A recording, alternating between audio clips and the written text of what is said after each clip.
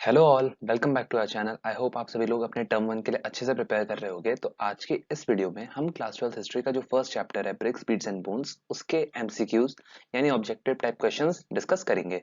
So there will be total 40 questions होंगे। तो चलिए इस वीडियो को शुरू करते हैं। देखिए पूरा वीडियो जरूर देखिएगा क्योंकि इसमें मैच द फॉलोइंग हो, फिल इन द ब्लैंक हो, एमसीक्यूज हो, हर तरह के क्वेश्चन मैंने इंक्लूड किए हैं। ठीक है, तो चलो शुरू करते हैं। सो द फर्स्ट क्वेश्चन आप सभी अपनी स्क्रीन पर देख सकते हैं कि इंडस वैली सिविलाइजेशन की डेट पूछी गई है।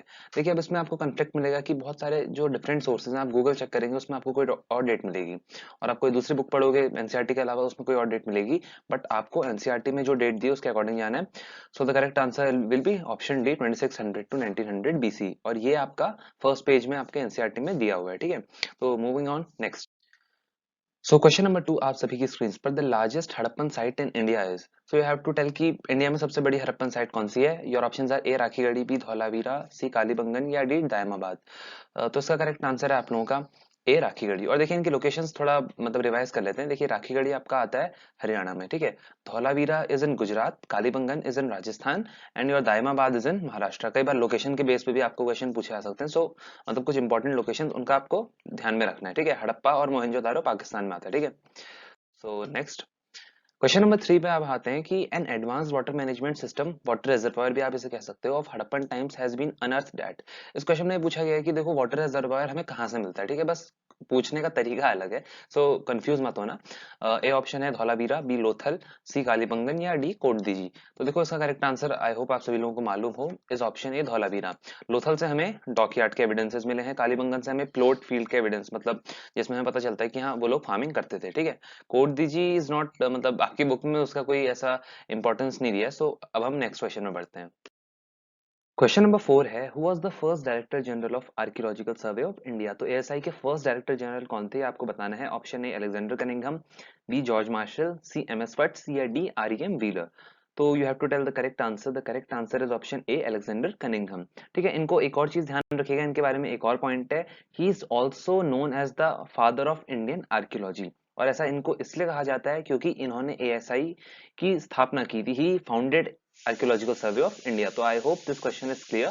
Next question 5 is, who was the chief female deity worshipped by the Harappans. तो वो कौन सी मूर्ति थी जिसकी हड़प्पन्स लोग पूजा करते थे। Your options are A Lakshmi, B priest queen, C mother goddess या डी सरस्वती। तो it's very simple question, I know आप लोगों ने आंसर आ गया होगा आप लोगों के दिमाग में, इट्स सी मदर गॉडेस।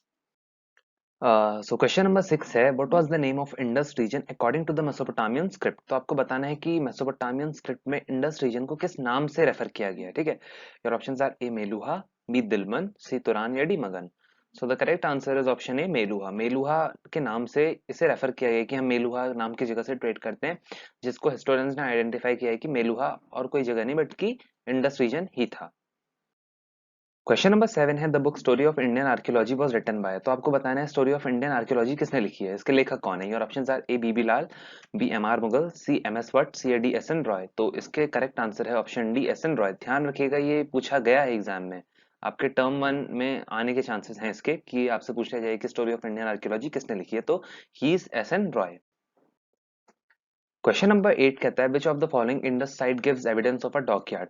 तो first let me tell you कि व्हाट इज डॉकयार्ड। तो डॉकयार्ड एक ऐसी जगह होती है जहां पर शिप्स वगैरह को स्टेशन किया जाता है, शिप्स वगैरह खड़ी रहती हैं for maintenance, repairing and building. मतलब वहां पर शिप्स को बनाया भी जाता है, उनको सुधारा भी जाता है, रिपेयर भी किया जाता है। Your options are A Harappa, B Lothal, C Mohenjodaro या D Rakhigarhi.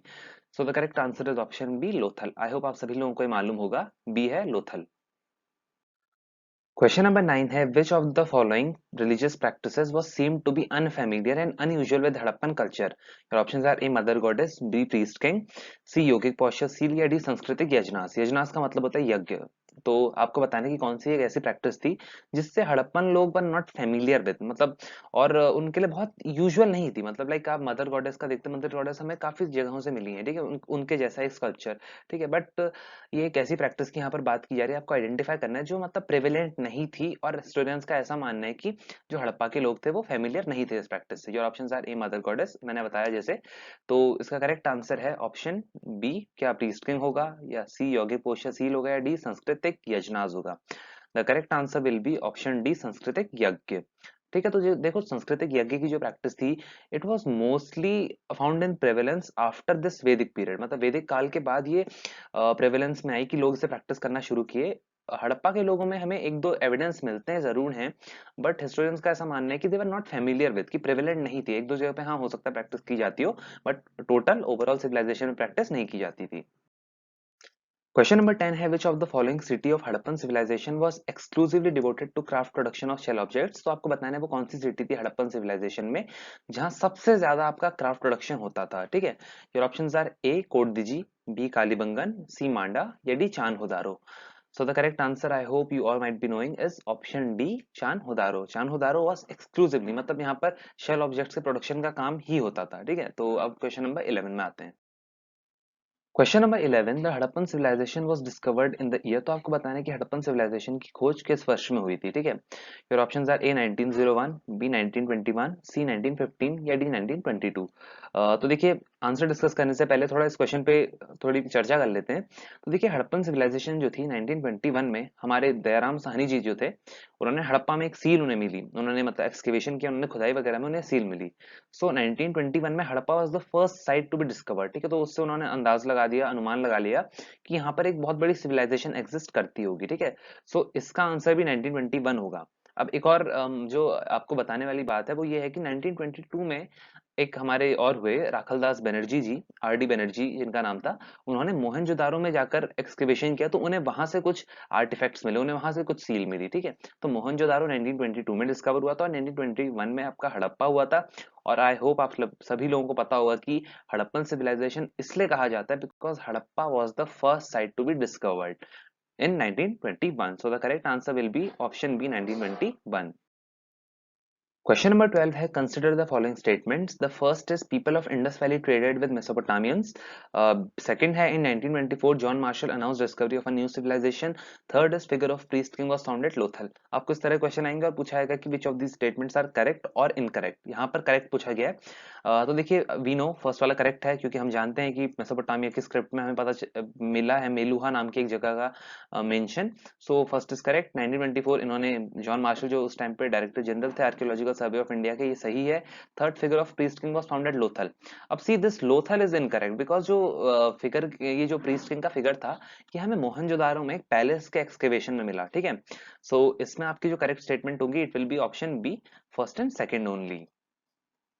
Also figure of priest king was found at Mohenjodaro, जैसा मैंने आप लोगों को बताया, तो ये चीज आपको ध्यान में रखनी है। ठीक है, लोथल में नहीं मिला था। ठीक है, इस तरह से भी आपको घुमाया जा सकता है।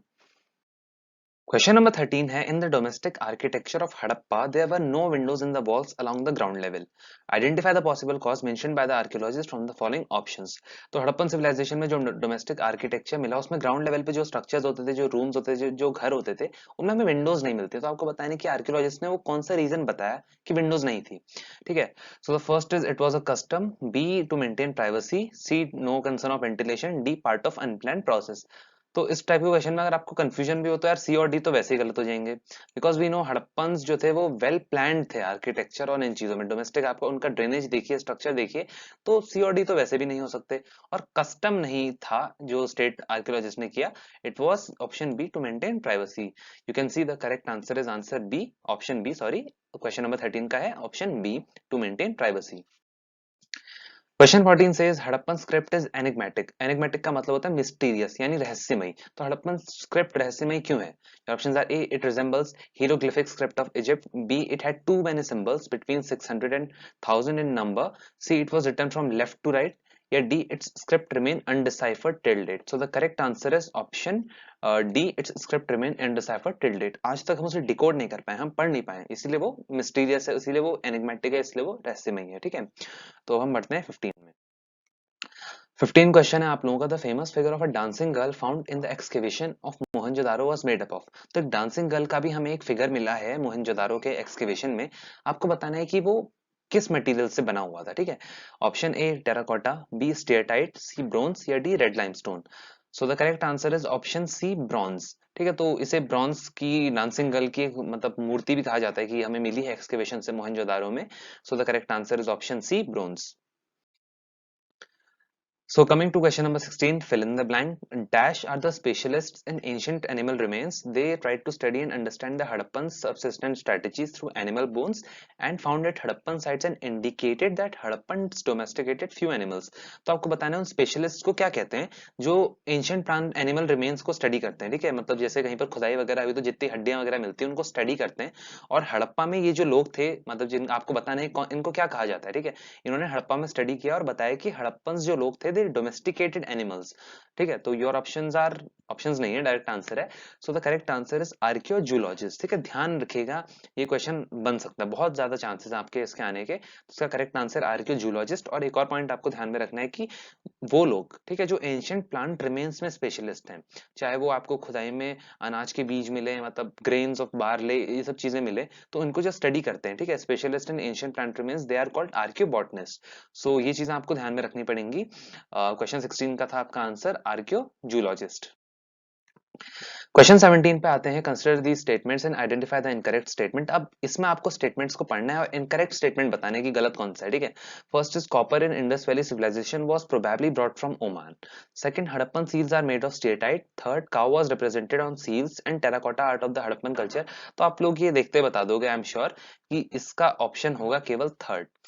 थर्ड इसलिए होगा क्योंकि इनकरेक्ट स्टेटमेंट आपको बताना था, इनकरेक्ट स्टेटमेंट बताना था तो काओ, ठीक है, काओ का हमें ट्रेस नहीं मिलता है, ठीक है। काओ सील्स पर नहीं बनी होती थी, आपका बुल बना होता था, हमें दूसरे जानवर मिलते हैं, बट काओ का सील्स पर और दूसरे आर्ट में रिप्रेजेंटेशन नहीं मिलता, ठीक है।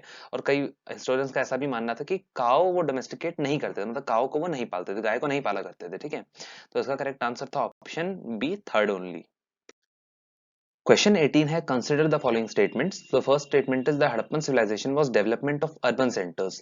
Second is the most distinctive feature of Harappan cities were carefully planned drainage systems. And third is Harappan roads and streets were laid out along an approximate grid pattern. So आपको बताना है कि कौन सी statement correct है regarding Harappan civilization. So I hope आप लोगों को ये मालूम चल गया होगा. It's option D, first, second and third. All are correct. These all statements are correct regarding Harappan civilization. So coming to question number 19, which of the following statements is true regarding Indus Valley civilization? So आपको बताना है कौन सी statement सही है। Option ए कहता है grains found at Harappan sites include wheat, barley, lentil, chickpeas and sesame, ठीक है। बी कहता है animal bones found at Harappan sites include those of cow and horses, जो कि गलत स्टेटमेंट है, हमें cow and horses का ट्रेस नहीं मिलता है, ध्यान रखिएगा। हॉर्सेस का एक साइट है जहां से ट्रेस मिलता है, बट हिस्टोरियंस उसे नहीं मानते, हिस्टोरियंस कहते हैं कि यार वो उस टाइम पीरियड में नहीं है। सो बी इज इनकरेक्ट, ठीक है। C Harappans did not know intercropping, ये तो हम कह ही नहीं सकते, बिकॉज हमें मिला है कालीबंगन से प्लॉट फील्ड का एविडेंस, हमें ये भी पता चला है कि वो इंटरक्रॉपिंग प्रैक्टिस करते थे। इंटरक्रॉपिंग का आपको अगर मतलब नहीं पता तो मैं बता दूं, इंटरक्रॉपिंग का मतलब एक ही फील्ड पर एक साथ दो अलग अलग क्रॉप्स उगाना। आपने देखा हो कभी, मतलब अगर कोई राइस, फॉर एग्जाम्पल राइस किसी ने उगा रखा है, उसके साइड में एक, मतलब साइड में जिसे मीड कहा जाता है, उसी में आप कोई फूल भी उगा सकते हो, फ्लोरिकल्चर आप प्रैक्टिस कर सकते हैं, दूसरे मतलब एक ही फील्ड में दो अलग अलग क्रॉप्स को मतलब उगाना, ठीक है। सो सी गलत है, we know they practised intercropping. D है sheep, goat, bull and pig were not known to the people of Indus valley, ये भी गलत है, क्योंकि देखो यार हमें पता है कि ये जो एनिमल्स हैं शीप, गोट, बुल, ये उन्हें डोमेस्टिकेट करते थे Harappans. So the correct answer will be option A, grains found at Harappan. The correct answer is option A. Question number 20 is which of the following statements is correct regarding Harappan weights. Weights मतलब जो एक तरह से तराजू वगैरह होते हैं, उनकी बात यहाँ पर की जा रही है। A है exchanges were regulated by a precise system of weights. B, the lower denomination of weights were in binary system while higher denomination followed the decimal system. C, weights were made of a stone called chert and generally cubical. या D, all of the above। तो देखो सारे statements correct हैं। The correct answer will be option D, all of the above। Question number 22, all of the following statements regarding Indus Valley civilization are correct except। तो इसमें तीन statement ऐसी हैं जो correct है, एक स्टेटमेंट ऐसी है जो इनकरेक्ट है। आपको इनकरेक्ट स्टेटमेंट को आइडेंटिफाई करना है, ठीक है। Option A, Indus valley civilization was an advanced urban civilization, ये करेक्ट है। B, iron was not known to the people, ये भी करेक्ट है। C, it is difficult to say to which race the people belong, बिल्कुल, क्योंकि हमें नहीं पता कि I mean we don't get evidence कि हम वो कौन सी रेस थे, मतलब इसमें भी मतभेद है। सो और डी है, they knew nothing about agriculture. तो देखो जो गलत स्टेटमेंट है, it is option D, because we know कि एग्रीकल्चर वो प्रैक्टिस करा करते थे, सरप्लस प्रोडक्शन वो करा करते थे, ठीक है, बाहर भी वो ट्रेड करा करते थे। सो डी ऑप्शन आपका गलत होगा, which is the answer, option D is the correct answer. So next is match the following question number 23। और मैंने कहा था इस वीडियो में मैं सभी तरह के क्वेश्चन कराऊंगा, सो वीडियो कंप्लीट जरूर देखिएगा। एक एक कॉलम में आपके आर्कियोलॉजिस्ट दिए हैं, दूसरे में उनके कंट्रीब्यूशन दिए हैं, आपको बताना है कौन सा सही है, ठीक है। So Alexander Cunningham, we know he was the first director general of ASI, तो ए का सेकंड से मैच करेंगे। बी है Dayaram Sahni, we know he discovered seals at Harappa. John Marshall, we know he was the first professional archaeologist to work in India. और D जो आखिरी में बचा, it is third, he brought military precision in archaeology, ठीक है। So the correct answer के code हैं आपके ए का सेकंड, बी का फर्स्ट, सी का फोर्थ एंड डी का थर्ड। तो आई होप आप लोगों को एक क्लियर हुआ होगा, ठीक है। अब हम बढ़ते हैं क्वेश्चन नंबर 24 में। Question number 24, again consider these statements about Harappan seals. First is seals and sealing were used to facilitate long distance communication. बिल्कुल सही। सेकंड कहता है कि the purpose of seal was to ensure that if the sealing was intact, one could be sure that the goods have arrived safely. आपको बताना है कौन सी स्टेटमेंट करेक्ट है, ठीक है। तो वी नो इजीली कि जो बोथ फर्स्ट एंड सेकंड है, दोनों statement are correct. The correct answer is option C, both first and second. Question number 25. Consider the following statements. First is most Harappan sites are located in arid lands. Arid lands का मतलब बहुत मतलब dry lands, जहां पर बारिश ज्यादा नहीं होती है, राजस्थान वाला सिंध वाला एरिया आप लोग कह सकते हो। तो ये करेक्ट स्टेटमेंट है, बिकॉज वी नो कि जो मेजर साइट्स हैं, बहुत सारी जो साइट्स हैं, they are located on the Sindh वाला रीजन, ठीक है, north west part of India. And second option is Harappan practice irrigation, जो कि करेक्ट है। हमें शॉर्टुगाई में इवन कैनाल के ट्रेसेस भी मिलते हैं, इरिगेशन वो करते होंगे। तो वी नो कि इसमें दोनों स्टेटमेंट करेक्ट हैं। So the correct answer is option C, both first and second, ठीक है। तो 25 का option C, both first and second. Question number 26. Consider the following statements. The first statement is it was found in Mohenjo-daro and shows a human figure placed cross-legged. ठीक है, तो first statement आपसे ये कह रहा है कि मोहनजोदारो में इसकी खोज की गई थी और इसमें ह्यूमन फिगर है, it which is sitting cross legged या it is place cross legged. I hope आप लोगों को आंसर पता चल गया होगा। Second is an elephant and a tiger are revealed at the right side of the figure and rhinoceros and buffalo are seen on the left. What is being talked about in the above statements.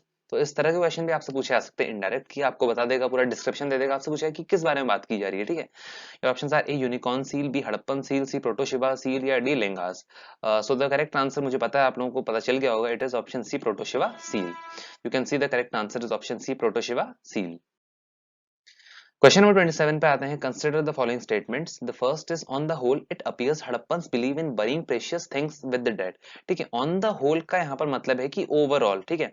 आप लोग देखना, आप लोगों को confusion हो सकता है कि आपको एक जगह पे एनसीईआरटी में लिखा है कि they believed in after life concept, but ठीक है, उसके नेक्स्ट पैराग्राफ में पढ़िएगा आप लोग कि उसमें लिखा है कि ओवरऑल। एक दो साइड से हमें एविडेंस जरूर मिलते हैं कि बहुत मेजर स्केल में जो लोगों को बरी किया गया, उनके साथ उनके जितने प्रेशियस ऑब्जेक्ट्स थे, मतलब जितने भी उनकी चीजें थी, उनके साथ उनको बरी किया जाता था, बट ओवरऑल वो प्रैक्टिस नहीं किया जाता था, ठीक है। आफ्टर लाइफ का कंसेप्ट ओवरऑल हड़प्पन सिविलाइजेशन में नहीं था, इस चीज का ध्यान रखिएगा। तो इसमें ऑन द होल बोला गया, ये कह रहा है कि ओवरऑल ऐसा हमें पाया जाता है कि Harappans believe in burying precious things with the dead. हर जगह, सारी जगह, जैसे मोहनजोदारो में हो सकता है आपको मिल जाए कुछ ग्रेव्स जिनके साथ प्रेशियस थिंग्स बरी की गई हैं, बट वो लोथल में नहीं मिला है, वो कालीमंगन में भी नहीं मिला है। तो ओवरऑल सिविलाइजेशन में प्रैक्टिस नहीं की जाती थी। Second is jewellery has been found in burials of women only, ये भी गलत स्टेटमेंट है, बिकॉज हमें मेन के बरियल में भी ज्वेलरी मिली है, ठीक है। तो करेक्ट आंसर इसका होगा D, neither one nor second. So guys question number 28 है। Consider the following pairs. First is Shortugai Afghanistan, second Banawali is in Rajasthan, third Kalibangan is in Rajasthan. आपको बताना है कौन सी लोकेशन जहां वो आज प्रेजेंट डे लोकेटेड है, कौन सी साइट वो करेक्ट है, ठीक है। तो आपको पता होगा the correct answer is option C, first and third only. और फर्स्ट एंड थर्ड ओनली इसलिए है because Shortugai is located in Afghanistan, आज के दिन भी अफगानिस्तान में ही है। और अगर हम बात करें कि कालीबंगन, कालीबंगन भी राजस्थान में आता है, पर आपका जो बनावली है, बनावली आपका हरियाणा में पड़ता है, ठीक है। तो ध्यान रखिएगा, मैंने लिखा भी है स्टार करके, Banawali is in Haryana. Question number 29 पे आते हैं। Consider the following statements. First statement है it consist chiefly of very fine wheel made wares, very few being handmade, ठीक है। तो इसमें बात की गई है इंडस वैली सिविलाइजेशन की पॉटरी के बारे में। आपको बताना है कौन सी स्टेटमेंट इंडस पॉटरी के बारे में करेक्ट है। फर्स्ट स्टेटमेंट कह रहा है कि मतलब बहुत फाइन व्हील मेड वेयर्स है, मतलब जो आपने पॉटर्स व्हील होता है ना, जैसे जो कुम्हार होता है, जो शिल्पकार होता है, बनाता है वो मटकों को, मतलब पॉटरी को, तो वो एक व्हील पे बनाते हैं, ठीक है।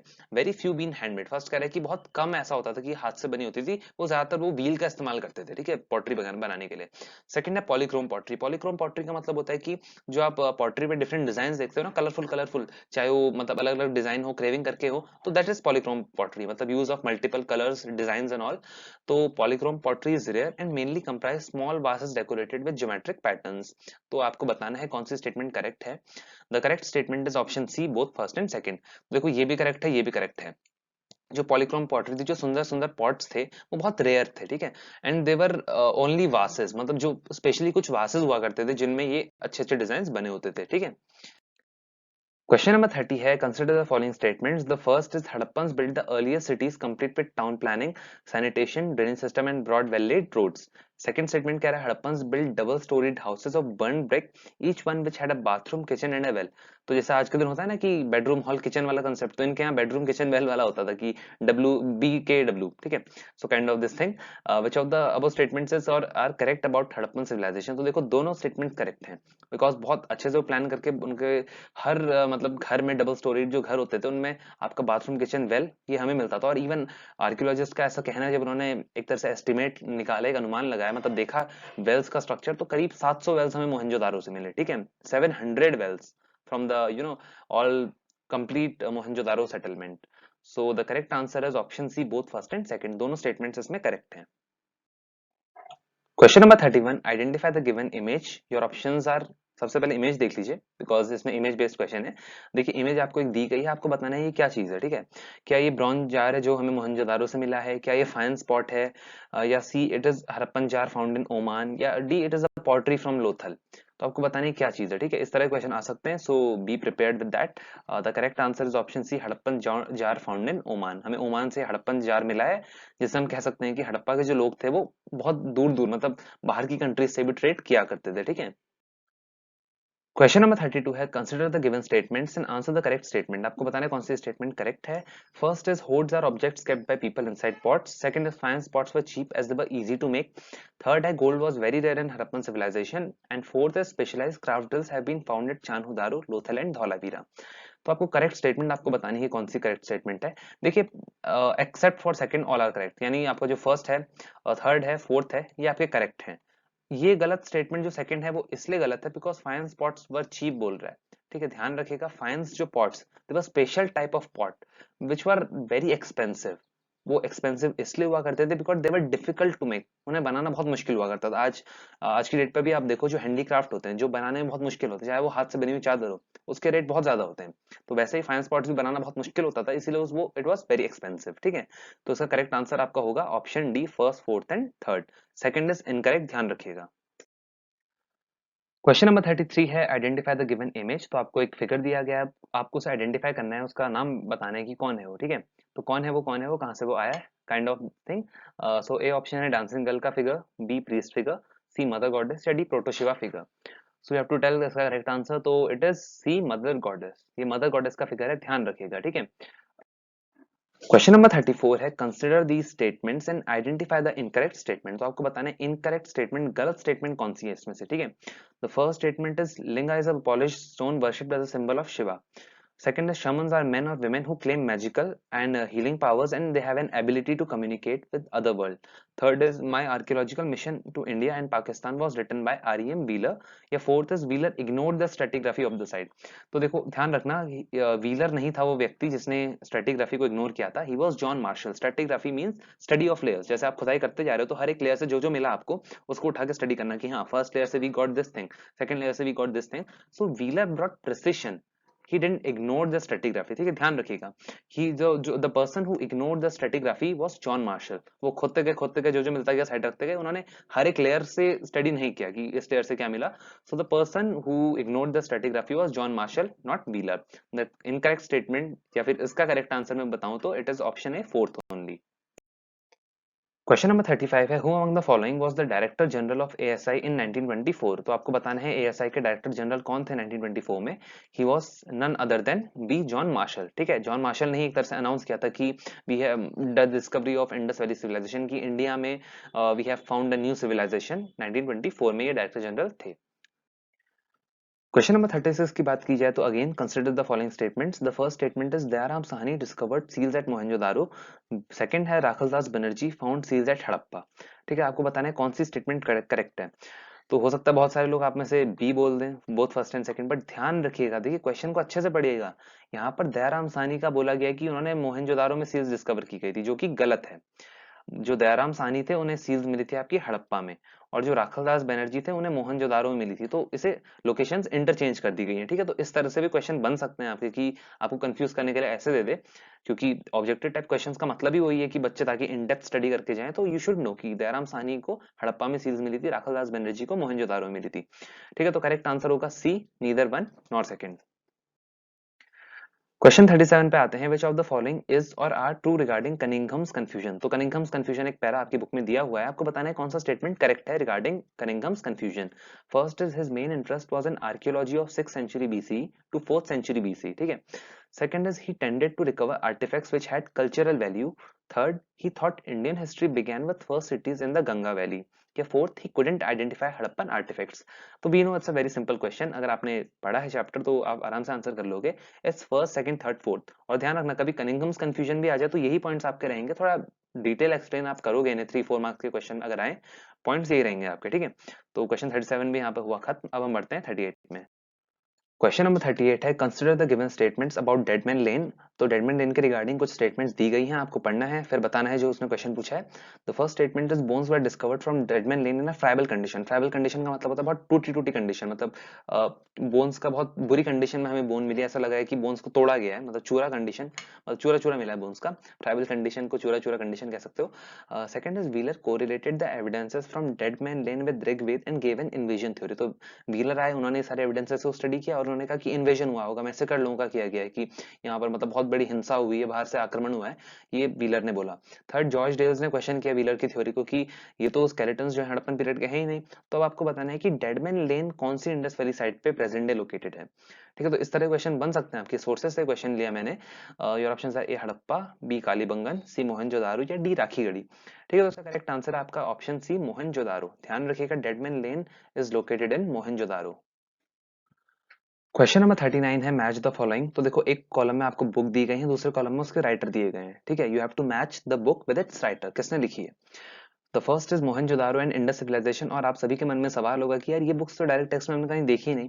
देखो ये आपके फर्स्ट चैप्टर में जो आपके सोर्सेज के बॉक्स दिए गए हैं ना, उन्हीं में से मैंने ली हैं। चांसेस बहुत कम है कि इस तरह से पूछ ले, बट अगर पूछ लिया, मतलब अगर बाय चांस पूछ लिया, तो मैंने क्वेश्चन इंक्लूड किया ताकि आप लोगों को दिक्कत ना हो, ठीक है। The first is Mohenjodaro and Indus civilization. I will open the codes, मतलब आंसर आपको बता दिखा देता हूँ, फिर हम एक साथ मैच करते हैं, ठीक है। The first is Indus Mohenjodaro and Indus civilization, it was written by first का सी जॉन मार्शल, ध्यान रखिएगा, ठीक है। हड़प्पा 1946, सेकंड का A, it was written by R E M. Wheeler. The mythical massacre in Mohenjodaro, it was written by G F. Dales, जिन्होंने question किया था wheeler की थ्योरी को कि इन्वेजन हुआ था, उन्होंने कहा था कि नहीं हुआ था, ठीक है। और फोर्थ है अर्ली इंडस सिविलाइजेशन, ये आपकी जो फोर्थ है ये लिखी थी अर्नस्ट मैके ने। और इसके साथ साथ आपकी एक और बुक है, my archaeological mission to India and Pakistan, जो कि आर.ई.एम. व्हीलर ने लिखी थी, ठीक है। इस चीज का ध्यान रखिएगा कि व्हीलर की एक बुक है। एक लास्ट टू लास्ट क्वेश्चन में आपने पढ़ा होगा, एक स्टेटमेंट इसके रिगार्ड में दिया था कि ये बुक इन्होंने लिखी थी, my archaeological mission to India and Pakistan, ये व्हीलर की बुक है।